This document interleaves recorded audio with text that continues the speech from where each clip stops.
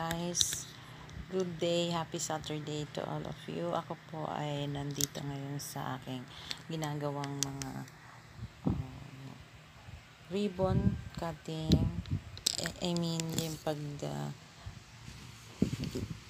paggagawa ko ng ribbon flowers made of satin ribbon.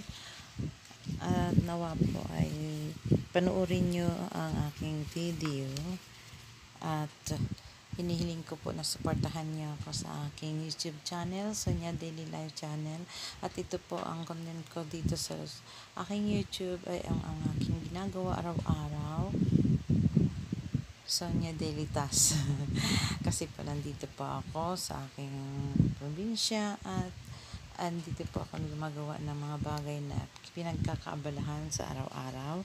Kung hindi magtanim o magluto, or gumawa ako po, lalo na ngayong magpapasko, gumawa po ako ng mga ribbon. Katatapos ko lang po ng paggawa ng Happy Teacher's Days na mga bulaklak at na distribute na pong lahat yon. At sa ngayon naman po ay ako nagsisimulang magawa para sa Christmas. Ang decoration ko po for Christmas ay makikita niyo po dito yung pong mga nilalagay sa pintuan ng mga wreath, Christmas wreath. So gusto po nila nakakaiba yung ilalagay nila sa pintuan, kaya gumawa po ako at nagustuhan naman po ng nagpagawa sa akin at nagpapagawa pa ulit siya. At ito po naman ay iba yung aking ginagawa ngayon. Ito po yung mga gagawin ko para sa nalalapit na next year, Happy Valentine's Day. Inihahanda ko na po mga bulaklak kasi nagagahol po ako, lalo na po kung marami pa rin nagpapagawa sa akin. So kinukulang po ako sa oras, kaya ngayon pa lamang nagagawa na po ako ng aking mga gagawing Valentine's. Ayan, special. Ito po, kung hindi nyo po nakikita ay excuse me, okay. Gumagawa pa ako ng mga design na ganito, at saka ito made of satin. Ayan, at gumagawa pa rin ako ng bulaklak para po sa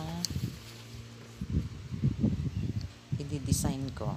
Ayan, made of satin po ito, at mapapanood po ninyo ito pagkatapos po ng aking pagsasalita, at panoorin po ninyo kung paano po ako gumawa ng bulaklak. Simple lang po, as far as I know na mayroon po akong skill sa paggawa ng bulaklak.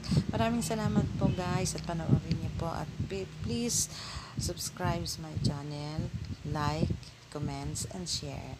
Thank you so much po, at nawa po suportahan niyo po ako sa aking YouTube channel upang makamit ko po ang aking hinihiling na 1,000 100,000